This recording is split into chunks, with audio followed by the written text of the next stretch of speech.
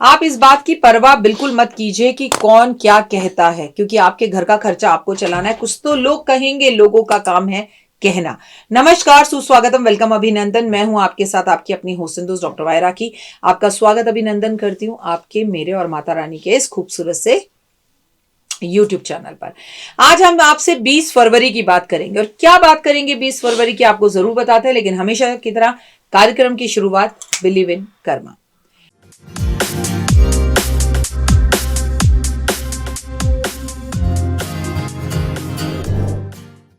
अब तो दुनिया कर्मों को मानने लगी है। चलिए, आप तो मानते ही हैं और आपने देखा है। देखिए, आपकी एक बात बता देती हूं, जिंदगी में भगवान से कभी मत डरो। भगवान आपको माफ कर सकता है। डरना है तो अपने कर्मों से डरो, क्योंकि कर्म आपको कभी माफ नहीं करेगा। जो कर्म आप करेंगे वो रिटर्न में लौट के आपके पास जरूर आएंगे। आपका स्वागत अभिनंदन है मेरे, आपके और माता रानी के इस खूबसूरत से यूट्यूब चैनल पे। कार्यक्रम की शुरुआत करूं, लेकिन उससे पहले आपको खूब सारी दुआएं दूं। खूब खुश रहें, सुखी रहें, आपकी औलाद बहुत खुश रहे, दीन दुनिया और दिन दुगनी रात चौगनी आपके बच्चे तरक्की करें, आपका नाम रोशन करें। अगर आपकी बात नहीं सुन रहे हैं तो आपकी बात जरूर सुने, क्योंकि कलयुग के अंदर, पद्म पुराण के अंदर यह भी लिखा हुआ है कि आप अपने लिए दुआ करें, उससे ज्यादा कोई आपके लिए दुआ करे तो वो ईश्वर को अति प्रिय होती है। क्योंकि इस कलयुग के अंदर इंसान इंसान का मांस खाएगा। आने वाले टाइम में इंसान इंसान को मार के खाएगा, और ऐसे में अगर कोई इस दुनिया में है जो कह रहा है मैम आपका बहुत अच्छा हो, मैं कह रही हूं आपका बहुत भला हो, आप मुझे वहां से दुआएं दे रहे हैं, तो इट मीन्स अ लॉट। मैंने जब अभी आप लोगों के साथ 2024 में ये मुहिम चलाई कि हम डॉक्टर वायराकी से 2024 में बात करिए, कई लोगों से जब मैंने बात शुरू करी तो उन्होंने मुझसे पता है क्या कहा, 1 मिनट रुक जाइए, पहले हम आपके 2 मिनट लेंगे। और 2 मिनट वो मेरी तारीफ ही करते रहे। मतलब बड़ा मतलब इतनी तारीफ सुनने के बाद कई बार बड़ा अजीब भी लगता है कि सच में मेरे में इतनी क्वालिटीज हैं जितनी आप तारीफ करते हैं। पर कई लोग बड़े भावुक हो गए, तो कई लोगों ने मुझे बड़ा इमोशनल कर दिया। एक महिला से मैंने बात करी तो उनसे तो बात करके इतनी इमोशनल हो गई कि मैं रोने लगी। मैं आज तक कभी किसी से बात करके नहीं रोई। उन्होंने मुझसे बोला कि मैं करीबन 3 साल से आपके साथ जुड़ी हूँ, मेरा बच्चा जो है वो एक एक्सीडेंट में मर गया, और मेरा बच्चा 24 साल का था, और उसके बाद भी मैं जिंदा हूँ, और मैं सारी दुनिया को आपकी वीडियोस भेजती हूँ, और मैं सबको बोलती हूँ कि वो आपकी वीडियोस देखें, और मैं जिंदा हूँ तो सिर्फ आपकी वजह से, क्योंकि आपकी वीडियो देखकर मुझे एक मोटिव मिलता है, और मैं चाहती हूँ मैं शायद जिंदा हूँ मेरे बच्चे के जाने के बाद भी। तो मतलब ये बहुत टफ है। आप खुद भी जिंदा हैं, इतने बड़े धक्के के बाद आप एक माँ हैं तो ये समझ सकते हैं। मतलब बीइंग ए माँ तो मैं बहुत इमोशनल हूँ। और उसके बाद आप लोगों को मोटिवेट कर रही हैं, उन्हें वीडियोस भेज रही हैं कि देखो तुम घबराओ मत, तुम्हारा सब सही हो जाएगा। जिसने खुद जिंदगी का इतना बड़ा धक्का खा रखा हो, वो जीने की लोगों को हिम्मत दे रहा हो, सोच के देखिएगा, ये बहुत बड़ी बात है, ये छोटी मोटी बात नहीं है। चलिए, राम जी के आने की अपने घर में आप सभी को बहुत बहुत शुभकामनाएं। दिल तो कर रहा था कोई ढोल बजा दे और मैं नाच लूं, पर मैं उस दिन जी पर थी 3 बजे तक, तो मैं नाच नहीं पाई। लेकिन मैंने अपने घर में खुशियां जरूर मनाई और देव के साथ खूब मस्ती करी उस दिन में। अब जिस देश में राम को अपने घर को पाने में 500 साल लग गए, तो आपकी मेरी तो बिसात क्या है। लेकिन एक गुड न्यूज है मेरे पास आपके लिए, इस साल बहुत लोगों का घर बनेगा। शनि आपको अपने घर में इस साल जरूर बिठाएगा, ये मेरी प्रेडिक्शन है आपसे। सबसे ज्यादा लोग इस साल अपने घर में जाएंगे किराए के घरों को छोड़कर। साल के आखिरी में आपसे बात करेंगे, मुझे बताइएगा जरूर। अब बात करते हैं, 20 फरवरी एकादशी है, माघ के महीना है, शुक्ल पक्ष है। एकादशी जो है बहुत शुभ तिथि होती है, भगवान विष्णु को ये तिथि समर्पित होती है, जैसा कि आप और हम सब जानते हैं। इस दिन है दिन मंगलवार का, और विक्रम संवत 2024 81 का जो राजा है 2081 का, वो राजा मंगल ही। और एकादशी अगर मंगलवार में पड़ रही हो तो हुए उसके मायने अपने आप पड़ जाते हैं। एक बात मैंने आप लोगों को कह दिया, हर पैनल पर, हर चैनल पर, हर प्लेटफॉर्म पर अलग अलग बता रही हूँ कि इस पूरे वर्ष हमें हनुमान जी को मीठे पान का भोग लगाना है। ये एक ऐसा कॉमन उपाय है जो हम सबको करना है। कभी अगर आप शहर से बाहर हो, नहीं लगा पाए वो बात और है, पर अगर आप अपने शहर में हैं तो जरूर लगाएं। अगर मैं कह रही हूँ शहर से बाहर है तो बाहर भी लगाइए, हनुमान जी के मंदिर तो हर जगह ही है। बेहद शुभ तिथि है, सभी पापों को खत्म करने वाली है। माघ के महीने की शुक्ल पक्ष की एकादशी को हम जया एकादशी के नाम से जानते हैं। जो भी इसका पालन करता है वो प्रेत योनि में पड़े हुए अपने पितरों को भी उससे कष्टों से छुटकारा दिलवा सकता है। ये एकादशी बेहद ज्यादा फल देने वाली है, जीवन में जय यानी कि आपको जय कराने वाली है, आपको सफलता दिलाने वाली है। इस दिन आपको पानी में तिल डालकर स्नान करना चाहिए। इस दिन भगवान को तिल के लड्डुओं का भोग जरूर लगाना चाहिए। कहते हैं जो इस दिन पानी में तिल डालकर अपने पितरों का तर्पण करता है उनको तो अक्षय फल प्राप्त होता ही है, लेकिन जो इस दिन तिल खाता है और तिल से स्नान करता है और तिल का दान भी करता है उसे भी अक्षय फल की प्राप्ति होती है। माघ का महीना और तिल का समावेश आपस में बहुत ज्यादा है। इस स्थिति में भगवान विष्णु की परंपरागत तरीके से पूजा की जाती है और इस दिन भगवान की माधव रूप में पूजा की जाती है।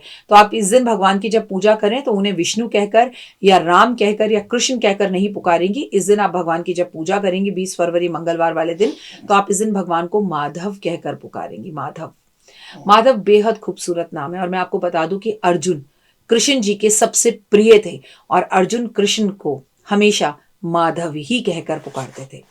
वहीं एकादशी वाली तिथि वाले दिन सुबह जल्दी उठें, उठकर सूर्य नमस्कार, सूर्य प्रणाम करें, सूरज को जल जरूर दें। इस दिन शाम को आप हनुमान जी की पूजा भी जरूर करेंगे। अपनी इच्छा है व्रत रखने की तो रखिए, अगर आप व्रत नहीं रखते तो पूजा आराधना अर्चना जरूर कीजिए। सबसे पहली बात, इस एकादशी पर गंगा जल अपने घर में छिड़काव जरूर करें।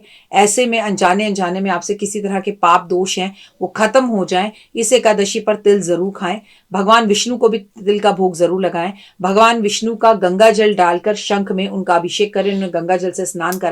इस दिन भगवान पे तुलसी पत्र अर्पण जरूर करें। इस दिन हनुमान जी को भी तुलसी की माला अर्पण जरूर करें।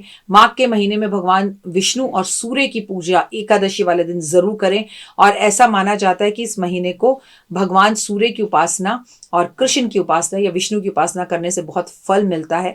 ऐसा भी नजरिया देखा गया है कि इस टाइम पर सूर्य जो होता है वो उत्तरायण पर होता है, इसलिए थोड़ी गर्मी आनी शुरू हो जाती है और सर्दी जानी शुरू हो जाती है। और गर्मियों में हम तिल नहीं खा सकते, सर्दियों में हम तिल खा सकते हैं। तो तिल का दान, तिल खाना, तिल पानी में डाल के स्नान करना, तिल भगवान पे अर्पण करना, भगवान को तिल का स्नान कराना, ये बहुत ही ज्यादा उत्तम होता है। और सबसे बड़ी बात है, तिल का दान, जितने छोटे छोटे तिल होते हैं जितने आप दान करते हैं उतने ही अश्वमेध यज्ञ का फल आपको प्राप्त होता है और आपकी जो पितृ नरक यातनाओं को भोग रहे हैं उन कष्ट और तकलीफों से बचते हैं। जो लोग आज पीपल के पेड़ पर काले तिल और सफेद तिल का छिड़काव करते हैं उन्हें बेहद ज्यादा फायदा होता है।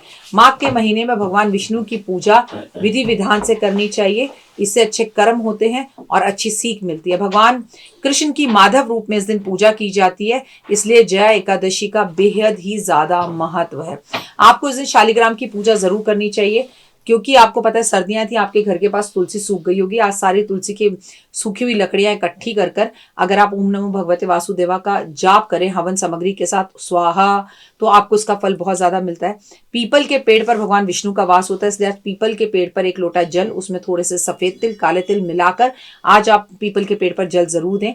आज केले के पेड़ की पूजा जरूर करें। केले के पेड़ पर भी आप तिल के लड्डुओं का भोग जरूर लगाएं। जरूरतमंद लोगों को गुड़, तेल, कपड़ा, गर्म कपड़े, कंबल, ये चीजें दान जरूर करें। एकादशी पर अन्न ना खाएं, लेकिन एकादशी पर आप साबूदाना खा रहे हैं या जो भी फल आप खा रहे हैं, फलहार कर रहे हैं, उसमें तिल जरूर मिलाएं। व्रती को किसी भी तरह के अनाज का इस्तेमाल नहीं करना चाहिए, उल्टा आज के दिन अनाज, नमक, लाल मिर्च वगैरह दान जरूर करनी चाहिए। एकादशी की तिथि वाले दिन, माघ की अगर एकादशी हो तो आपको गंगा स्नान का बहुत महत्व मिलता है, या गंगा जी के किनारे, यमुना जी के किनारे पे दिए जरूर जलाएं। इस एकादशी वाले दिन आपको अगर नीच योनि में पड़े हुए अपने पितरों को छुटकारा दिलाना है तो सनातन धर्म ये कहता है उनके नाम का आप तर्पण गंगा जी के किनारे जाकर छोड़ सकते हैं। इस शुक्ल पक्ष की एकादशी का महत्व बहुत ज्यादा है, इसे जया एकादशी के नाम से जाना जाता है। इस एकादशी पर भगवान विष्णु की तिथि को मनाया जाता है, भगवान विष्णु की पूजा की जाती है। इस दिन श्री हरि की पूजा करने से आपको हर जगह पर जय मिलती है, जो कहते हैं ना विजय की प्राप्ति होती है, कभी भी आपको पराजय का मुंह नहीं देखना पड़ता। इस दिन भूमि पर आपको भगवान रात में भूमि पर सोकर भगवान विष्णु का स्मरण करना चाहिए। हिंदू धर्मों के अनुसार बताया गया है कि पद्म पुराण में यह बात बताई गई है कि राजा युधिष्ठिर के बीच में, भगवान कृष्ण और राजा युधिष्ठिर के बीच में जो बात हुई थी उसमें भगवान कृष्ण ने स्वयं जया एकादशी पर दान करने का जो महत्व है वो उन्होंने युधिष्ठिर को बताया था। और इस दिन ही कहा था कि इस दिन के बहुत ज्यादा विधि विधान है। श्री हरि की कृपा अगर आपको अपने ऊपर चाहिए और श्री हरि की कृपा जिस पर हो जाए उस पर माँ लक्ष्मी की कृपा होती है। तो इस एकादशी पर भगवान का नाम जपने से, श्री हरि का नाम जपने से आपको पिशाच योनि में अगर आपका कोई अपना पड़ा हुआ है या कष्ट या तकलीफ में है, कोई आपको बुरे सपने आते हैं, कोई दिखाई देता है कि कोई मर गया है, वो आपको बुला रहा है या उसके वो आपको उसकी याद बार बार आती है, तो अगर आप उसके नाम से दान पुण्य करते हैं तो उसको छुटकारा मिलता है। इस एकादशी पर आपको विशेषकर तुलसी की पूजा जरूर करनी चाहिए। कहते हैं कि इस एकादशी का महत्व इतना ज्यादा है कि पितरों को तो तर्पण छोड़ने से छुटकारा मिलता ही है, लेकिन आपके रोग कष्ट तकलीफें दूर होती है। पैसा ना हो तो आपके पास पैसा आता है। तुलसी पूजन जरूर करना चाहिए, घर में शंख जरूर बजाना चाहिए। आपको शाम के टाइम तुलसी के पास बैठ के दीपक जलाकर भगवान का नाम लेना चाहिए।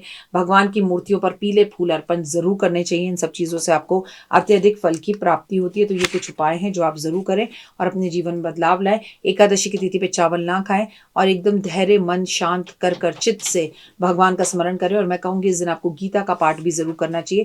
जो लोग इस दिन की गीता का पाठ करते हैं इस एकादशी पर, उनके लिए स्थिति बहुत अच्छी रहती है। एकादशी पे कई लोग इसी दिन पारण करते हैं, शाम को व्रत खोल लेते हैं, जैसे मैं शाम को ही खोलती हूँ, क्योंकि अगले दिन कई बार प्रदोष पड़ता है तो उसमें पूजा करनी होती है या व्रत रखना होता है, तो फिर प्रदोष का व्रत खंडित हो जाता है। जरूरतमंदों को, ब्राह्मणों को दान इस दिन जरूर करना चाहिए। सबसे बड़ी बात है कि इस एकादशी पर कई तरह के पापों से मुक्ति मिल सकती है, इसलिए जय एकादशी पे भगवान का नाम जरूर लें। इस दिन भगवान को माधव रूप में यथाशक्ति बुलाकर दान पुण्य भी जरूर करना चाहिए। फिलहाल दीजिए इजाजत। नमस्कार, जय माता।